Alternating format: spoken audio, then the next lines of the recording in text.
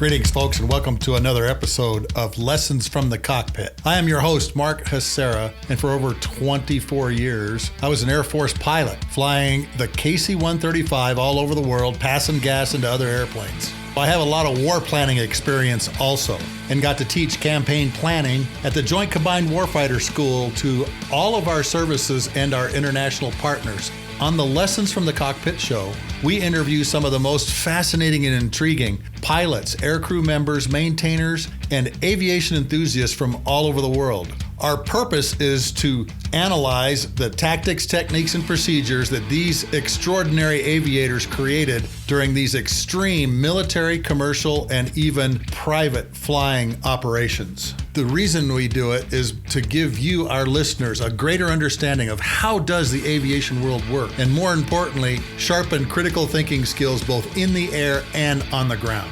Today's episode is brought to you by Tanker Pilot, Lessons from the Cockpit, a book about flying tankers in 4 wars that's found on Amazon in all 4 formats. On today's show, I'm going to give you the Air Force review of Top Gun Maverick. And in my review, I'm going to discuss some things that I was involved with that kind of mirrors what happened in Top Gun. These kinds of things do actually happen, and people are summoned into rooms with concrete walls, told to sign paperwork, and then given very tough assignments. And like I've said on previous episodes, you're going to hear these stories first here on Lessons from the Cockpit. These are some of the things I don't even think I've told my wife and my kids about. Obviously, because I had to sign non-disclosure agreements because of the nature of what we were trying to do and what we were planning. A lot of these plans just get put on a shelf. Every once in a while, one of them actually happens though. So, grab an adult beverage of your choice, sit down, strap in, and let's begin the Lessons from the Cockpit show and a review of the movie Top Gun Maverick from an Air Force perspective. People have been asking me, well, have you gone to see the movie? Well, of course I have. My wife and I went and saw it the night it opened, for crying out loud, people. Do you really think a movie that I've waited for 2 years I wasn't going to go see on the opening night? Of course we did. Now, Valerie doesn't like these kinds of movies, not her kind of thing. Understand that, and she humored me. But I'll give you the bottom line up front about this movie. I loved it. It is probably the best flying movie I've ever seen, which is exactly what Tom Cruise's objective was. I'm going to make the best flying movie that has ever been made. And that, Mr. Cruise, on your 60th birthday, you accomplished in spades. As we can see by the box office sales, they've made over $1 billion with this movie. And I think one of the reasons is because there's no wokeness in this thing. It is politically incorrect.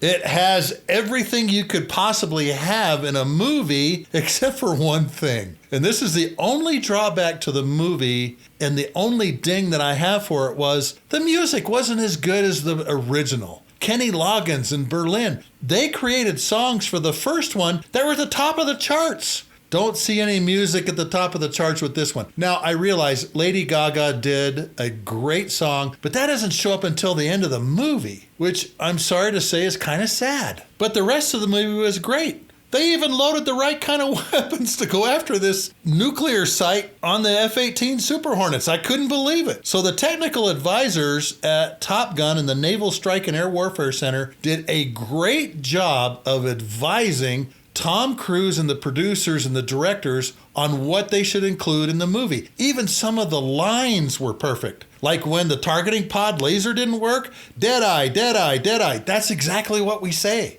So I was really pleased with the accuracy of the movie. The flying scenes in it were fantastic. Having been on an aircraft carrier and watching all of the things that go on aircraft carriers, even that was superb in this movie. I give it 2 thumbs up. 5 stars, whatever you want to say. Go see the movie. Realize it's not got the same kind of music that the first one did in it, but still, all of the actors played really great roles. And I'll talk about some of those things as we move along in this episode. Let's start with the opening of the movie. The drone versus manned flight debate has been going on probably since the late 1990s, when the first General Atomic MQ-1 Predator drone came out. All of the systems that go in an airplane, some of those are for the survival of the pilot. G-suits, oxygen, all those kinds of things.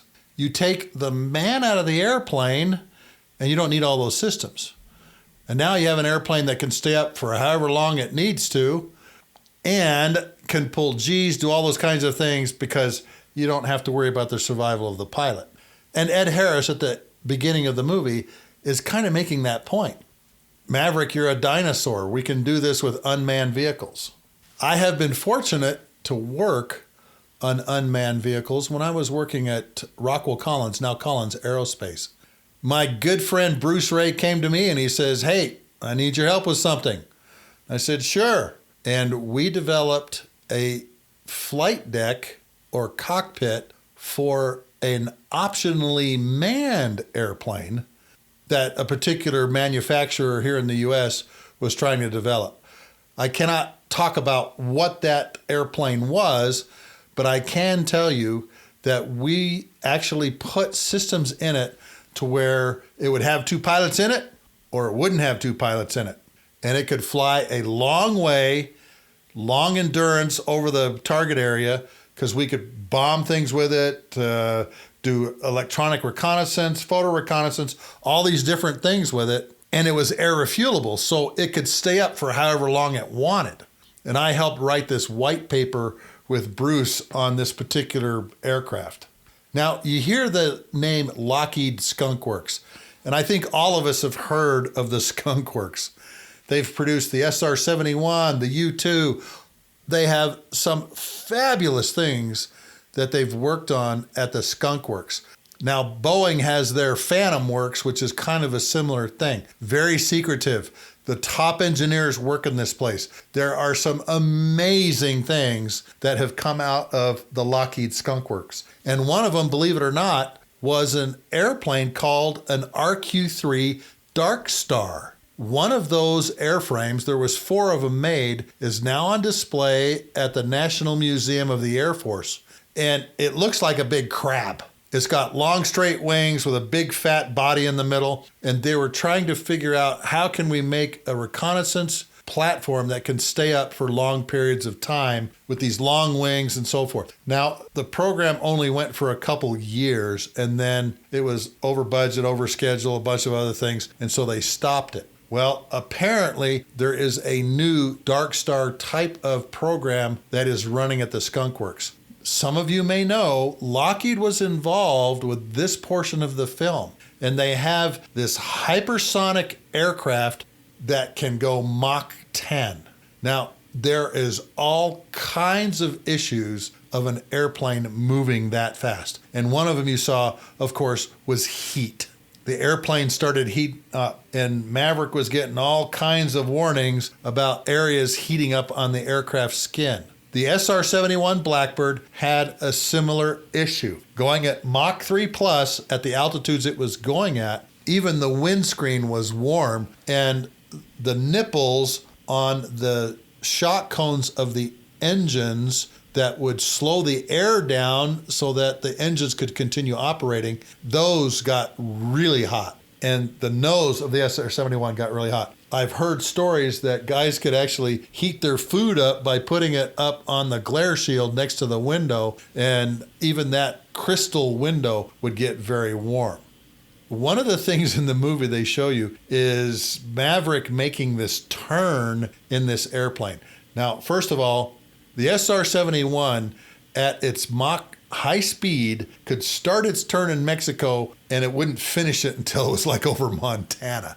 And that was going Mach 3 plus. So you can imagine an airplane going Mach 10 starts in New Mexico and probably finishes over northern Canada somewhere. So that was one of the things that I noticed in the movie. You're not going to set speed records in a turn either. But look at how they have used real world things that are going on and have put it in this movie, much to Tom Cruise's credit. That machine, if it is in fact real, and there's all kinds of YouTube videos on it, I've linked to one in the show notes. This kind of airplane is within the realm of possibility. We're now making anti-ship missiles that are hypersonic. The Navy just recently tested one. But there's a lot of issues with something going this fast. Ramjets, they're now using an engine they call electromagnetic. The engine is an electromagnetic pulse engine. They think that instead of taking a year to get to Mars with an electromagnetic pulse engine, it'll take 37 days. Think about that, how fast it's going if it's in outer space. You don't have to worry about heat. One of the greatest thrills of my life was meeting the fastest man alive in a winged airplane. And it happened by chance. When I was going through ROTC at Brigham Young University, we would do base visits. And we went to Edwards Air Force Base in 1982. And this, I couldn't sleep. I was waiting to go on this trip. We took a bus from Provo, Utah, all the way down to Edwards Air Force Base. We were there for 2 days, and we got to spend time in all these different places learning about what was going on at Edwards Air Force Base. My very good friend, John Cotter, met me there because I'd bought him a pair of skis in Utah, and he came down to pick them up. He and I were in the officers club at Edwards Air Force Base, and they have a special room there. It's called the Pancho Barnes Memorial Room in the officers club. She was this rancher that all of these astronauts and test pilots would go to her bar and stay in her hotel, which was very close to the base. And so they made this memorial to her and to all of the astronauts and test pilots that had flown airplanes in the 50s, 60s, 70s, and 80s there in the Pancho Barnes Memorial. John and I happened to be standing in there when a colonel walked in, and he saw us there. He saw that we were ROTC cadets, and he just started talking to us. And my buddy John has got his eyes going down, and he wants me to look at the man's name tag. And the man's name tag said Knight. And I just froze. I couldn't believe who I was talking to. I was talking to William J. Pete Knight, the man who had flown the X-15 to Mach 6.7, 4,520 miles an hour. They call him Speedy.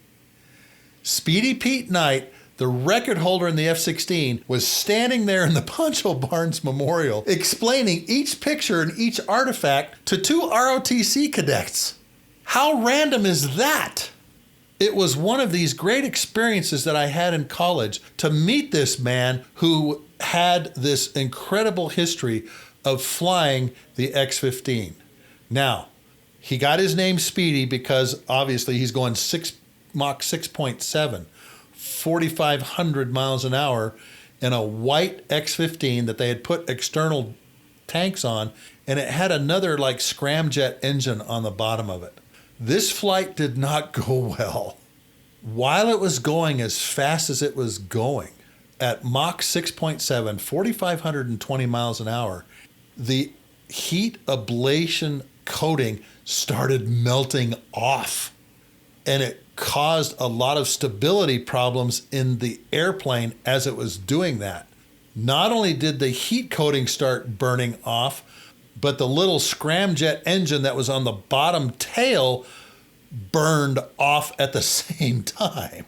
And because Pete Knight was such an incredible pilot, 6,000 hours and over 100 airplanes flown, he was able to get the X-15 back on the ground and land it. And the rear, on the X-15, it didn't have like regular wheels. It had a double nose wheel, but it had skids in the back that would fold down and that it would land on it. And Pete Knight was able to bring this thing back, and I think he landed it in Nevada, not in on the Edwards Range, when he finished this particular flight in October of 1967. He won, I think, the Harmon Trophy. He even got a Distinguished Flying Cross for bringing this vehicle back down to earth in one piece. but he is the fastest man alive, even to this day. He passed away, I think, in 2004, but that record has still not been broken of winged man flight and Speedy Pete Knight in the X-15. And here's two ROTC cadets just happened to be in the officers club at Edwards Air Force Base and just happened to be standing at the right place at the right time in the officers club, and in walks Colonel William J. Pete Knight and explains to us all the different pictures, all the different pieces of metal and everything that were on the wall and the history behind them for about an hour and a half. After Maverick sets this record in the Dark Star hypersonic airplane, he gets orders to go back to Fallon, Nevada. That is where Top Gun is located now. It's actually called the U.S. Navy Fighter Weapons School. It has moved from Miramar in San Diego and is now at Fallon, Nevada. Fortunately for us, you can go back and listen to how you are selected and what you go through as a Top Gun student when you listen to Dave Koss, Mongo's episode. But what a lot of people don't know is the Air Force has its version of Top Gun. It is called the U.S. Air Force Weapons School. It originally started as the U.S. Air Force Gunnery School, then the U.S. Air Force Fighter Weapons School, but it now has numerous divisions to include intelligence, command and control. They even have a space division and an intercontinental ballistic missile division as part of the Air Force's weapons school. And folks, it's an amazing thing to go through this school. First of all, you go through a board. Your leaders pick the people that are absolutely the best flyers and leaders in their wings and squadrons, and they are nominated with a nomination letter in the top of the package. And then there's a board that each one of the divisions has, A-10, F-15, KC-135. All of the divisions have a board where they look at probably 20 to 30 packages and only pick maybe 6 to 8 people. The biggest class I think we had when I was teaching at the KC-135 weapons school was 8 people in our third class in 2001. Now at this board, you are already expected to know how to fly the airplane. You're a fairly experienced instructor with about 1,500 hours in the particular airplane, or as we say, MDS, that you're associated with. Once selected by the board, we only have 2 classes a year, 22 Alpha, 22 Bravo. The Air Force's weapons school is 19 weeks long. To give you an idea of what ours looks like, we have 428 academic hours, 18 5-hour flights, I think 3 3-hour sims, and a graduate level paper that you have to accomplish in 19 weeks. It's a doctorate degree in the employment of your weapon system accomplished in 19 weeks. It is a time management problem. But the amount of information that you get going through weapons school is incredible. But it's also the people that you associate with, because you will come back somewhere, sometime, you will be called into a room and you'll go, oh, I went to weapons school with him, her. It is amazing how you run into each other when you start doing follow-on contingency plans. They will always come to Top Gun and weapons school graduates when national security is involved and they've got a really tough situation that they have to deal with. I have been called up 4 times to go into certain locations, sign paperwork saying I'm not going to talk about this, and work on really tough operational tactical problems that had strategic implications around the world. And many of these contingency plans kind of mirrored what we did in what's called advanced integration, where all of the divisions of the weapons school got together for the last 2 weeks of the course and worked on some very realistic scenarios dating all the way back to World War II. And we had to We had to come up with a plan based on these historical scenarios. And sometimes they were very unique and very forward thinking in our development of those plans. In the movie, when you see them all together in that bar, well, look who's here, look who's coming now, look who's coming now. You know, Hangman and Phoenix and Paycheck, all those people coming together. That is not an unusual thing for these kinds of things to happen. It's unusual that it's not Air Force and Navy, but again, that event in the movie is very realistic. And like I said, Top Gun and weapons school graduates are the best of the best. They are the leaders that will lead some of these missions, as you saw in the movie, and they're the ones that sit down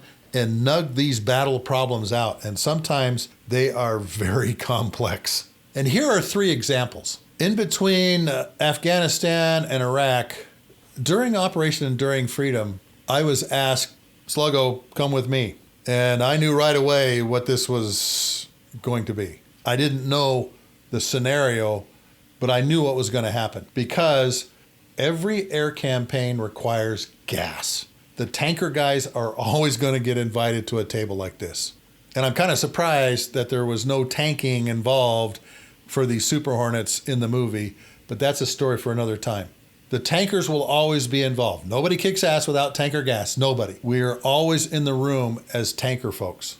While I was deployed to the Prince Sultan Kayak, south of Riyadh, Saudi Arabia, my name was called. I went into a room and they said, okay, here's the problem. And that problem was a lot of the Al-Qaeda and Taliban folks were squirting out of Afghanistan and going to, of all places, Somalia and Mogadishu. Now, Somalia and Mogadishu, I think all of you know, is a failed state. But this is where they had Al-Qaeda and Taliban camps out in the far reaches of Somalia that they would go to and retrograde to, particularly if they were wounded or they needed some time off. And so leadership in CENTAF, Central Air Forces, put a bunch of us together in a room and said, hey, we need to come up with a contingency plan for all of these folks that are fleeing down to Somalia. There was a particular island that the boats would stop at to refuel that we euphemistically called Gilligan's Island on the way to Somalia. The great thing about this scenario was there was no air defenses.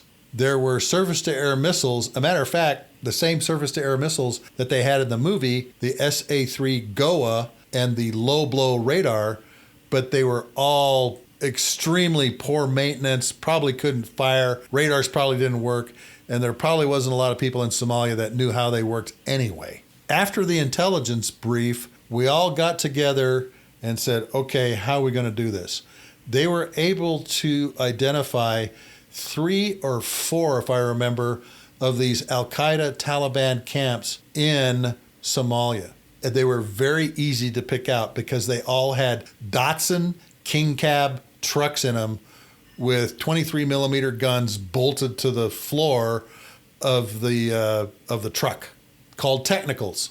Wherever you saw a lot of technicals together, you were pretty sure that was some kind of camp. And of course, we began watching these things 24/7, 365, because we were going to establish patterns of life. That's one of the first things we do when we're going to go do something in a particular area, is we're going to find out who's there, what are they doing, how many are there, where are all their logistics support coming from, food, water, butter, bullets, the whole works, and just kind of watch these things for a while. These 4 camps were located in very remote areas of Somalia. And the first thing that we came up with was this was going to be an all-bomber show. We had B-1s and B-52s located down at the British Indian Ocean Territories, or Diego Garcia as we call it. So it made it very easy because we could load all kinds of weapons in the B-1. We could load big JDAMs on the B-52s. And I came up with one of the quotes of the week when we were planning this. As all of you know, airplanes up high produce contrails. A lot of people think that we're sliming people by chemtrails. It's just a natural thing for the engine hot air when it meets cold air up high to produce these contrails. And I said in this meeting, I want to put the air refueling areas right over the top of these camps because I want them to see the bombers filling up on their energy drink and know they're about to be bombed, okay? That is how warriors think. We want them to be psychologically impaired, and we want them to see airplanes overhead that are air refueling, getting their energy drink, that are probably going to drop bombs on them pretty soon. That's the way we think. Later on, we included the pirate camps and their ports in this plan also, because all of you know there's a lot of piracy in the Gulf of Aden and along that area of the Horn of Africa too. And we figured, why not kill two birds with one stone? Later we found out the pirates were actually moving the Al-Qaeda and the Taliban guys into Somalia in their boats. So my job was to come up with the refueling plan, which I did. I named all of the air refueling areas after NASCAR drivers, okay? Labonte, Waldrop, Gordon was right off the coast of Mogadishu because all of us wanted to go back to Mogadishu and flatten that place. And the air refueling area that we created for the bombers was only about 20 miles offshore. So the tanker guys could even watch what was going on in Mogadishu if we started bombing that place. Now, to get to all of these air refueling areas, you have to have kind of highways in the sky, roads in the sky. I named all of those after NASCAR circuits. Daytona, Talladega. We have to have some fun while we're doing this too. And it just made the planning easy. These are the kinds of contingencies that Top Gun graduates and weapons school graduates get involved with. Here's a more recent one. During President Trump's administration, two B-2 bombers, call sign Clip 11 and Clip 12, with a spare Clip 13, took off out of Whiteman Air Force Base in Knob Noster, Missouri, and headed northeast. Their first air refueling was on AR-209 over Nova Scotia, and they continued on to their targets in the Sirte, Libya area. Two big, huge camps there that one B-2 bomber went after, and then the second B-2 went after the other camp. They had Predator feed in their cockpits, watching what was going on. They were carrying 85 500-pound joint direct attack munitions, or as we call them, baby JDAMs, to drop on targets in these camps. A young captain who had just graduated from weapons school in December was chosen to lead this mission because he's the most highly trained guy in the squadron or the wing. And he planned this over 25-hour mission, and I think they took 955,000 pounds of gas to move these two B-2s to their target area and back out. So when it comes time to do these missions, the guys and gals that are the weapons school graduates, the patch wearers, are the ones that they go to do all the planning and to lead these missions. Now, that particular B-2 pilot said, hey, just like the scenario we had at weapons school, going into combat is a lot easier than weapons school ever was, he made in a statement. And again, we had a scenario like this that they did during the advanced integration, where they're working with special forces on the ground, intelligence collection aircraft in the air, and going in and taking out some of these targets. Matter of fact, I read in an article about the strike that they actually updated the coordinates for some of the bombs because of new targets that they were being passed by special forces on the ground that they were seeing on the Predator video too. Graduates of weapons school are found very easily in the manpower system. We are given a W prefix in front of our specialty code.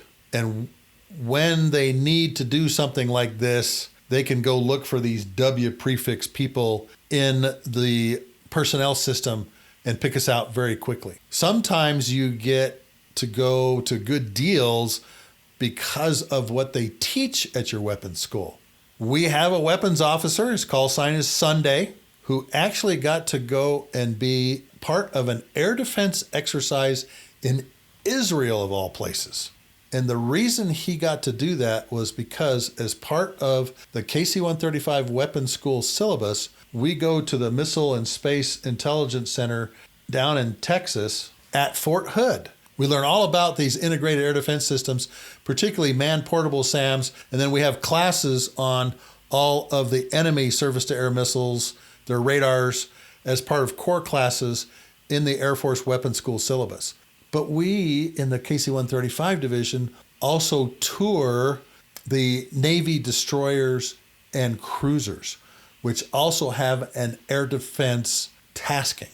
By virtue of Sunday having been on ships and going through Fort Hood and seeing all of these enemy defense systems and being a student in these core classes, he had all of this knowledge on how to do air defense, both at sea and on the ground. And he got this special tasking to go over to Israel and be part of this big exercise. Now, all of these stories are just to show you these are the kinds of things that Top Gun and weapons school patchwearers get involved with. The men and women that come out of the weapons school are extremely skilled, highly intelligent, and are the best in their weapon systems. And we can go find them in the personnel system if something comes up that requires us to make some type of military contingency plan and go execute it, because we'll also be the leaders flying the airplanes that are doing those strikes or performing those functions somewhere around the world. Moving on to the scenario in Top Gun.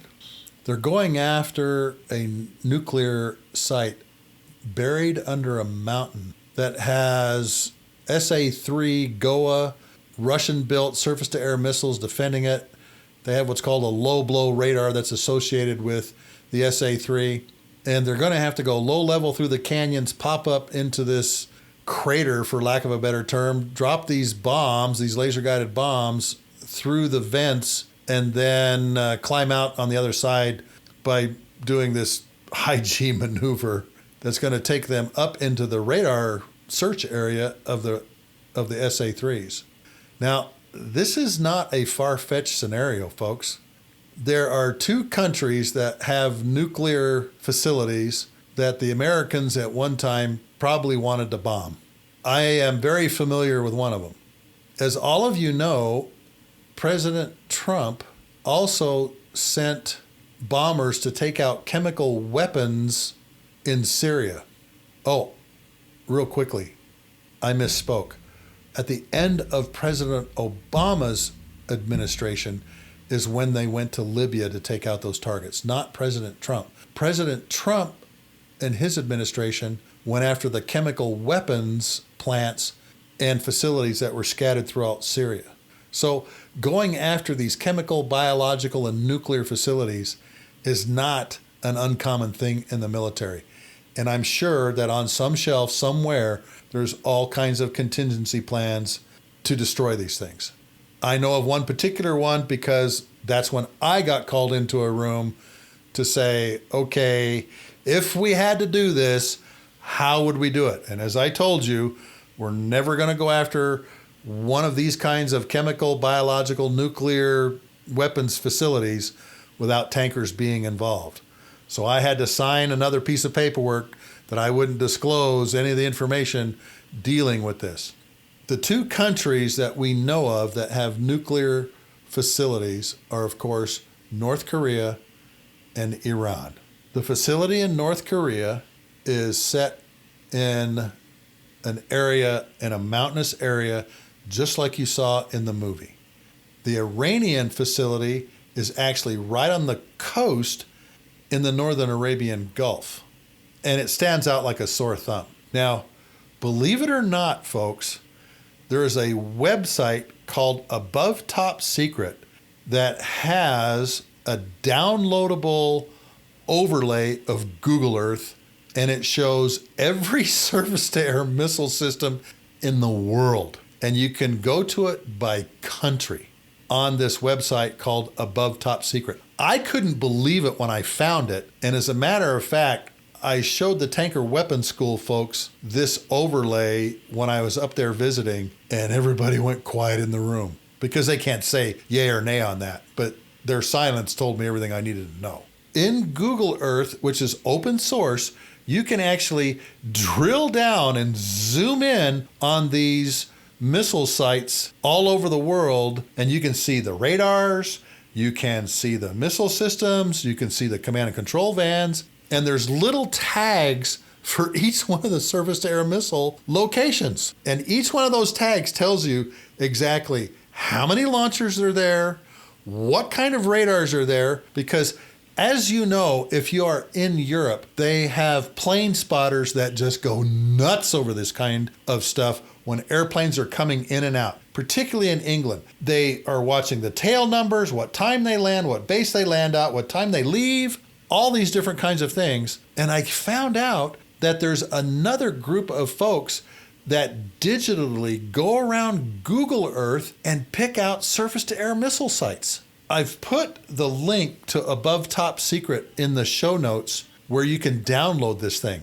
And if you want some really fascinating reading or looking at stuff, download this overlay onto Google Earth on your computer and go look at Moscow, because there's a ring of S-400 SAMs around Moscow. There are SAM systems all over North Korea, SAM systems all over Iran. At one point in time, it had all of the Syrian missile systems, but those have long been destroyed. Same in Iraq. Again, Above Top Secret, Google Earth overlay of every SAM site in the world. And it's an amazing thing to look at. That is one of the things that we do at a very top secret level. We look at all of the things that defend the particular targets. And I just thought it was interesting that there's an open source you can go to that shows you exactly where the SAM sites are, and you can zoom in on them and see exactly what's there. Oh, another one you want to go look at, Kameneman Air Base is the Russian air base right outside of Latakia, Syria. And you can see the SAM sites there. They haven't hangared a lot of the airplanes. I haven't looked at it in a while. But you can see all the Su-35s and 25s, and even the Russian airplane that's in the movie called a Felon, the advanced fifth generation fighter that they fight. They even had a couple of those on the ramp at one point. And the really cool thing about Google Earth is you can go back in history and you can look at the patterns of life as they're building things for several years, even over a decade to 15 years in some cases. So go look at Kameneman Air Base. It is just, I think, southeast of Latakia, Syria, and you'll see it on Google Earth when you open this up, because it looks like nothing else in this world. Two great big huge runways, a bunch of aprons to park airplanes, but it has at the north end of the runways a SAM site, and at the middle of the runways to the east, the S-400 SAM system. What's really crazy about this is, as all of you know, the Israelis have F-35s now. 2 squadrons of them. And from what I'm hearing, the S-400 SAM systems are not picking up the F-35s. The Israelis, of course, do things to their airplanes once they get them, and maybe there's some other systems they have on board, but one of the F-35 squadrons in Israel went into Beirut, Lebanon, and were striking mobile surface-to-air or surface-to-surface missile sites, and the Russians didn't see them, didn't engage them. Later on, they went after some place, and one of the F-16s got hit and actually crashed. One of the guy in the backseat, I think, was severely injured. But apparently, the F-35 cannot be seen by these greatest and latest SAM systems made by the Russians. But I digress. Again, open source, go to Above Top Secret, and find this overlay, and if I can find it, I'll put it in the show notes. And you can be an air campaign planner like the rest of us by looking at the air defenses all over the world. Now, as I mentioned to you, they even picked the right bombs. The bomb that they had on the Super Hornets that they were flying are called GBU-24s. They have the BLU-109 Bunker Buster warhead, and what happens is you put this tail assembly that have folding out fins and the seeker assembly on the nose, and they bolt right onto a regular bomb, and it makes it into a smart bomb. The bombs that they used in the movie, I noticed, even had the heat-resistant ablative coating on them that you have to have on carriers. The Air Forces are this olive drab. The Navies have this gray coating on them because of safety reasons on the aircraft carriers that are heat resistant that they had on these Super Hornets on the deck. And you can see them. And this is one of the great aspects of this movie. The technical expertise and advice that they got was really superb. Now, in the movie, you see them flying down these valleys. Maybe some of you have not heard of this, but there's actually a place in Southern California near Death Valley that photographers go to called Star Wars Canyon. It's named from the movie, the very first one where Luke is, swamp rats in Star Wars, where he's going down and hitting these swamp rats in this canyon that he flies through. So we've named it Star Wars Canyon. There's another one in England called the Mach Loop, where they're flying in between these canyons and these mountains that aviation photographers go to and absolutely love being there because the airplanes are just screaming by you and they're close. Now, we have low-level routes throughout the entire United States. It looked like the movie was being shot at the low-level routes, training routes, that are up in Northern California, maybe even Washington. And again, we do this low-altitude training for these kinds of missions to stay under the radar, not be detected in airplanes like the Super Hornet that don't have low observable properties. The F-35, F-22 are considered low observable aircraft. We call them stealth aircraft, whatever you want to call them. But in the case of these Super Hornets going in to attack this target, they actually have some tools that they didn't use in the movie, which would have been more realistic. There is a version of the F-18 Super Hornet called the F-18G Growler. That airplane jams radars and also has AGM-88 high-speed anti-radiation missile or HARM that takes out the radars. All the HARM does is seek out the radars and destroy them with a warhead. I think it has 900 quarter-inch steel tungsten cubes in it. One of those airplanes, or a couple of them, may have been going in with them to deal with the radars once they came out of that valley and were in the footprint or field of view of these radars, because that's the perfect time to be shooting these things with HARM. The Navy does what we call seed-deed a little differently than the Air Force does. They do it concurrently. They'll go in with the strike package and they'll take out all the air defense systems with these high-speed anti-radiation missiles and these jamming pods that they have on the EF-18G Growler. Folks, if you really want to understand how good we are at doing this, go back and read on Wikipedia and other places Operation Orchard or Operation Out of the Box.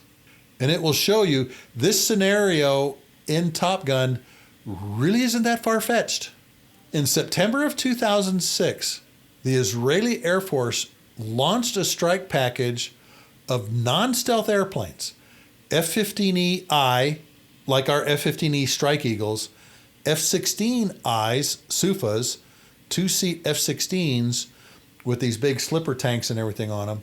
They took off, went north, went through Turkey, went low level, took out an early warning site, and destroyed a nuclear power plant that was being built on the Euphrates River near a town called Deir ez-Zor. There was a lot of things written after this. The entire air defense system of Syria went down for about 20 minutes. And Aviation Week and Space Technology kind of let the cat out of the bag on how we do this. A lot of us were very surprised when we started reading stuff in Aviation Week and they were letting out some really big secrets on how we deal with integrated air defense systems. One of the airplanes that took off with this strike package was actually a Grumman Gulfstream executive jet that was configured as an electronic intelligence aircraft.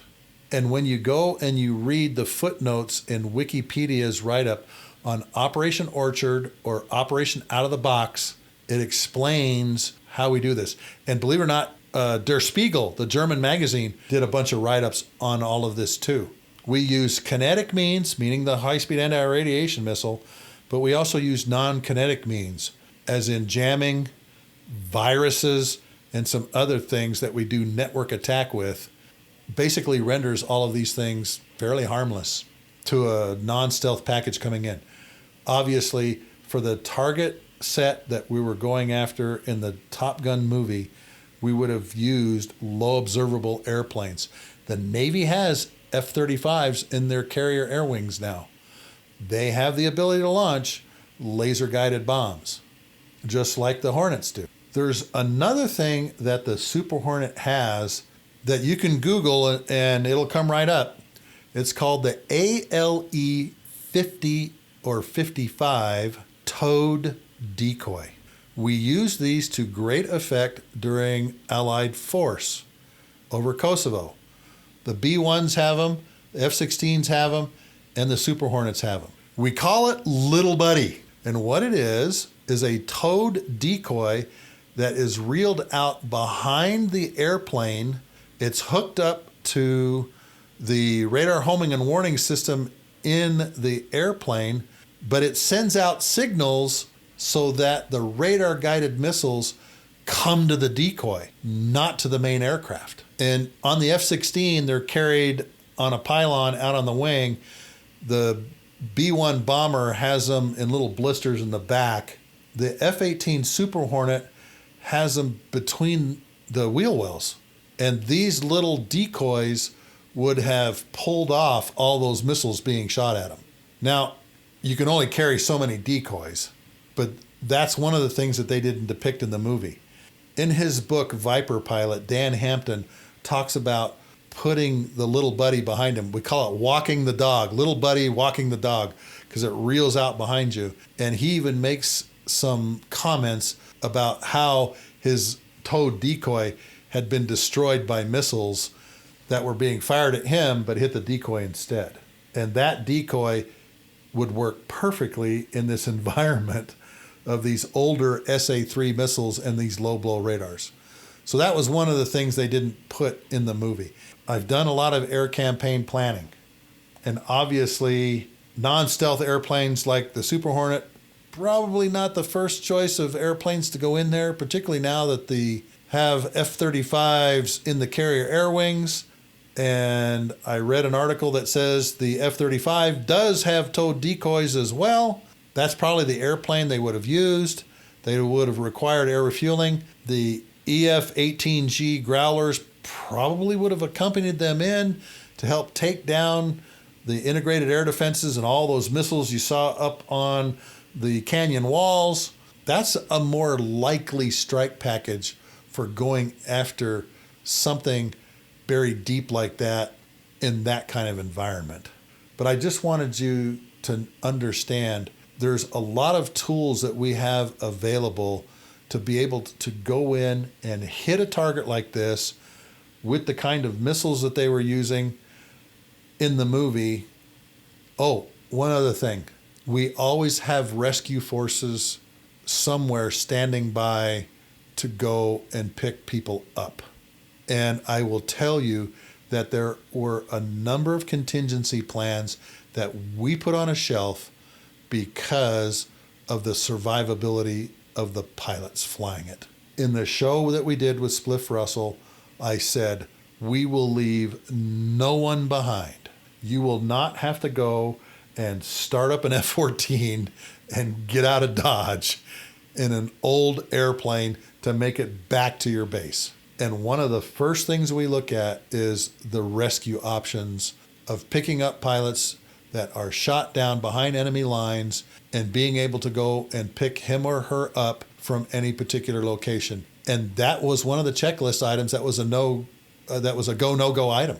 we can't get at the pilots if we go after this target because of the dense integrated air defense system. And so that was put on the shelf because, seriously, I don't know of any situation, and again, I don't know of any situation where we would send people in and say, this is a one-way mission. Now, I know that those thoughts went through the Neptune Spear SEAL guys that were going to Abbottabad, but we probably would have done everything we could to go get those guys out. Fortunately, didn't have to deal with that.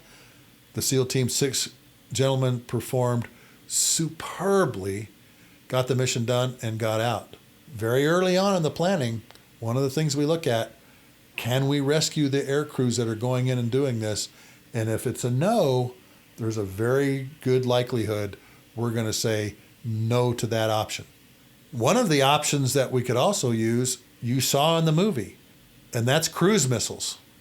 And we have a lot of different cruise missiles that we can use that are launched from submarines, that are launched from cruisers and destroyers. We have air-launched cruise missiles from the B-52. It's called Joint Air-to-Surface Standoff Missile, or JASSM.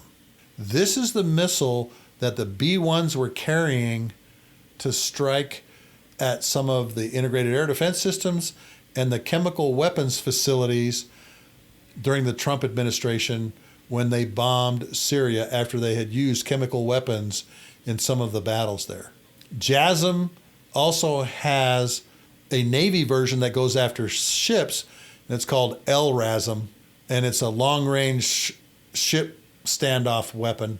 And these things have low observable properties, but they're GPS guided. So if you have GPS jamming systems in and around the targets, you're not going to be able to use these things.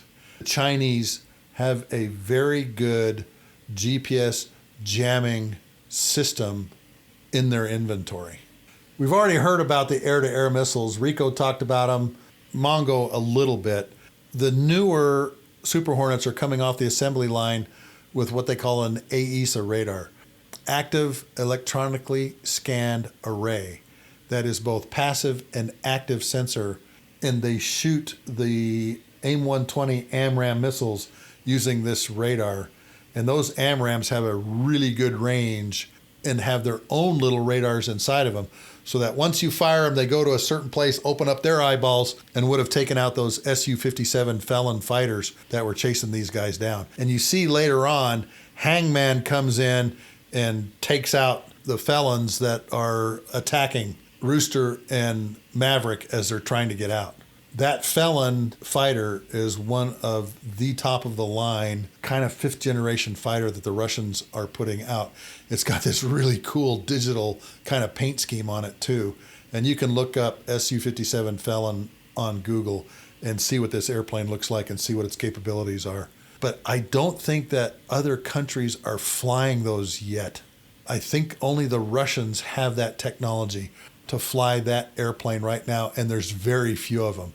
They have sent them to Syria, and our pilots have dealt with them in flying over Syria, but I don't think any other countries have that particular airplane in their inventory. Oh, back to the cruise missiles. We call them Greyhounds. The Navy can shoot these, like I mentioned, from subs and the destroyers and cruisers. And these are amazing weapons. They have a number of different types of warheads that they can put inside the cruise missiles that are perfect for taking out airfields like you saw in the movie and causing all kinds of havoc. If I remember right, on the opening night of Shock and Awe, I think there was 109 cruise missiles coming into Baghdad. And just to mess with their heads, the Iraqis' heads and their air defense system, we had some of them orbiting south of Baghdad, and they would leave their orbits on timing with some of the stealth airplanes and non-stealth airplanes coming in to attack targets. Because you want your enemy to kind of be looking the other direction. And it was kind of our poke in the eye to Saddam saying, our cruise missiles are here and you can't do anything about it. And they would leave their orbits and go in and strike targets throughout Baghdad. So launching a big covey of those cruise missiles is not uncommon. And the airfield is a perfect target set for cruise missiles that are dropping bomblets all over. Now, surface-to-air missile sites and their radars are also perfect targets for cruise missiles with area denial weapons or mines or warheads like 1,000-pound warheads. We would use cruise missiles for those kinds of things also. There was a lot of missiles in this movie, though. I noticed that it seemed like at every turn there was like 3 or 4 of these SA-3 GOA missiles above the guys going through the valleys. Now, one of the other things about SA-3 missiles is when they're set up what we call a bear paw. You have 2 launchers that are kind of side by side with one out in front and the radar behind it. And it looks like this funky kind of bear paw. So it's very distinguishable when you're looking at imagery from overhead, whether it be national assets or some airplane taking reconnaissance photos of it, whatever it happens to be. The SA-3 system looks like nothing else in this world. It's got a very distinct signature. And sending cruise missiles in after those kinds of air defense targets is common and is a perfect target set for a cruise missile attack. If I had been planning that mission, I would have used a lot more cruise missiles. In a carrier battle group, there may be 3 to 4 Aegis cruisers, Aegis destroyers that are carrying these things. And of course, if you're going out on this particular mission, you're going to load the vertical launch systems in the submarines, the cruisers, or the destroyers with however many of these cruise missiles that you want. And go and look at the history of cruise missiles, particularly the ones that the Navy uses. The requirements were they had to be able to load these into the torpedo tubes of submarines. And that's some very tight tolerances. That was like one of the big requirements was you had to be able to shoot these out of torpedo tubes in submarines. And they did it. They figured it out. And those cruise missiles can go a long way with area denial or cluster bombs and 1,000-pound warhead. And there's a couple of other warheads that they use, obviously, that we just don't talk about when it comes to cruise missiles. Now, there's one character in the movie that really makes himself known, and that's, of course, Hangman. And Hangman doesn't get picked to go on the mission. Some of you may be wondering, well, I mean, how come he picked, her and him and Rooster and left Hangman hanging? But you know what, folks? A guy like Hangman, I'm going to put him on 5-minute alert on the aircraft carrier so that if there is a plan B, I have a guy that can lead plan B, and Hangman would have been the perfect guy for that. On aircraft carriers, they have 15-minute, 5-minute alert like you see in the movie. They will have airplanes parked literally right behind the catapults. The air crews will be in the cockpit waiting to take off. They're, of course, listening to a lot of stuff going on. One of the airplanes that they had flying is called the E-2D Hawkeye, which is their command and control airplane. We have the E-3 AWACS, and we use what's called the RC-135 rivet joint for electronic intelligence. I was happy that the E-2 was seen in the movie because that's exactly how we would do things. The Navy would send the E-2 Hawkeye up. They'd be kind of watching what's going on. They're watching for enemy aircraft. They're listening to things going on, watching things with their radar. The E-2, as the command and control element, would have probably radioed back, hey, maybe we need to launch the Alert 5. And you'll notice that Hangman even had the GBU-24s on the pylons. He also had the double launch rail for the AIM-120 Advanced Medium Range Air-to-Air Missile, or AMRAAM as we call them. The nickname we give them is Slammer. If you get in the no escape zone of an AIM-120 AMRAAM or Slammer, you are going to die. That missile is going to hit you and there is nothing you can do about it. And I noticed that when Hangman went belly up, he had I think, the 2 bombs, but he also had the dual launcher. I think it's called a LAU 115. Launch Adapter Unit 115, that has 2 of these launch rails that hold the AIM-120 missiles on it. Now, you can hold AIM-120s, or you can hold the AIM-9X, which is the heat-seeking Sidewinder missile, also a fantastic missile that they had on the wingtips of their Super Hornets. But Hangman was even loaded the way he should have been for an Alert 5 airplane. If they needed to go in and drop bombs, he's carrying the bunker busters. Needed to go in and take out the Su-57 felons, he's got the AIM-120s on the wings. Launching those airplanes, the Alert 5 airplanes are called Alert 5 because they can get in the air and launch off in less than 5 minutes. Taxi up to the CAT, the nose tow bar goes down, put them in the shuttle, and off they go in just a matter of minutes.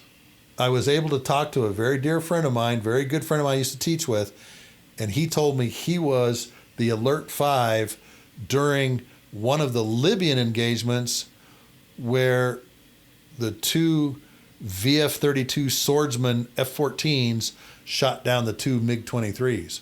And a matter of fact, he got launched cover that Combat Air Patrol, or CAP, for the 2 F-14s as they came back. So this is nothing new, having airplanes ready to go at a moment's notice on an aircraft carrier deck. And like I said, 5 minutes is all they need to launch and go out and do what they need to do. There is obviously air-to-air combat air patrol. There's also surface combat air patrol, or as they call it, SUCAP, where you have airplanes armed to take out other ships as well as radars and maybe possibly air-to-air threats. The Super Hornet is the perfect plane to do all that. It can carry all kinds of different weapons, air-to-air, air-to-ground. If we're going after a bunch of ships on the ground, say that you're under attack by a bunch of Iranian fishing boats that are trying to ram you and explode, then the Super Hornet's carrying laser-guided Mavericks or some type of laser-guided bomb that will just blow those ships to smithereens. SUCAP and MIGCAP, as we call it. MIGCAP, obviously, after the Russian Mikoyan and Gurevich, who manufactures MiGs in Russia. That's just a common name.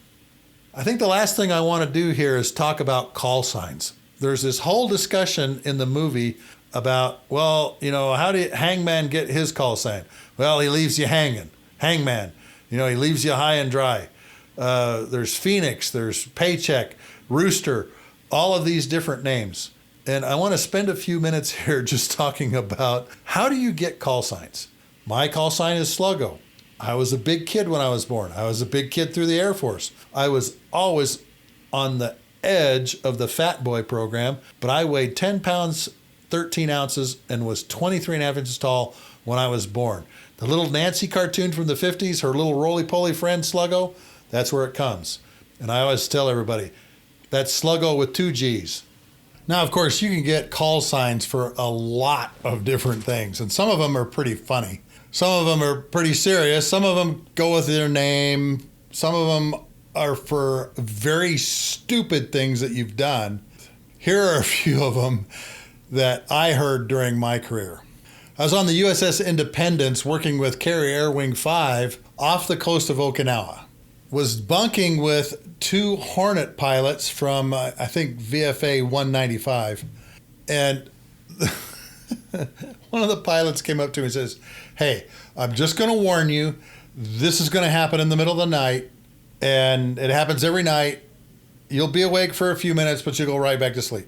And I thought, what could possibly happen? This particular Hornet pilot's name was Swag. Sleeps with a gorilla.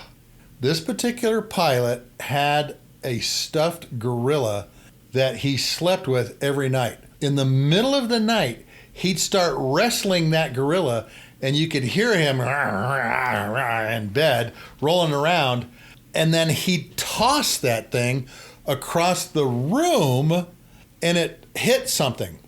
Well, the second night, Swag went into his routine wrestling with this gorilla, and he threw it, and it hit one of the guy's laundry, the other pilot's laundry that was in this paper bag, made this loud pop sound, and the gorilla rolled up right next to my bunk. I was on the bottom of 3 bunks, and there it was facing up at me. Swag's gorilla. Now, another group that I was on board with and was bunking with, they called one of the Tomcat pilots Pigpen. And I said, well, how did he get that call sign? They said, Sluggo, just go around the corner there and take a look at his bunk. It was a freaking mess. There were clothes and underwear and all kinds of things everywhere. Hence the name Pigpen. Now, sometimes you do things that can be really grating on people. And one of these guys was named Mammal. Most annoying man alive. And that tells you all you need to know about his personality. Another pilot, call sign Miami. Missing in action, maybe intoxicated. They'd go from all these different places and he'd show up missing. Usually when they were bar hopping. And so he got the name Miami. Missing in action, maybe intoxicated. Another pilot got the name Nemo as his call sign. Not expecting much output. Sometimes people get their call sign after famous people. This was not one of those times. Sajak. Situational awareness just above Kelvin. And sometimes they're based on looks. Sometimes not real good looks. So one particular gentleman got the name Puma. Possibly ugliest man alive. Not after the cat. And if you think you're better than everybody else, you just might get the call sign Missy. My important schedule supersedes yours. But I think one of the best ones is for Ewan McGregor's brother. Ewan McGregor, Obi-Wan, has a brother who flies fighters in the Royal Air Force. So naturally, he got a call sign based on his famous brother. Instead of Obi-Wan, they call him Obi-2. And that, folks, is how people get call signs in the military. Sometimes it's for things that are stupid. Sometimes it's for things that you do that are stupid. And sometimes they're just based on personality or your last name or the way you look. But there is one thing about call signs that will make it stick longer than anything. And that is, if you complain about your call sign and are moaning and groaning about it, that's the name you're going to get stuck with. That's my review of Top Gun. Great movie. Great entertaining movie. Being able to watch all of these things come together in a movie like that was really a lot of fun. I've seen it twice now. All of my kids wanted to go see it with me so that I could explain what was going on. But it's historically accurate. The things that are going on in the movie are accurate. The flying scenes, like I say, are incredible. And my only downside of the movie was the music wasn't as good as it was in the first one. Kenny Loggins, Berlin, still a great movie. And the accuracy of this thing was really cool. And the flying scenes, now that they've got these little small cameras that they can put all over everywhere. GoPro has really changed the way we film in the airplane. Thanks once again to my sponsor for this episode, the book Tanker Pilot, Lessons from the Cockpit, that's found in all 4 formats on Amazon. Hardback, softback, Kindle, and Audible. I hope you'll share this episode and previous episodes with your friends and loved ones. All of my episodes can be found at my website, markasera.com, under the podcast pull-down box. I mentioned to you, I'm going to do a special 6-part series on the Battle of Roberts Ridge, and that's going to start probably in 2 weeks.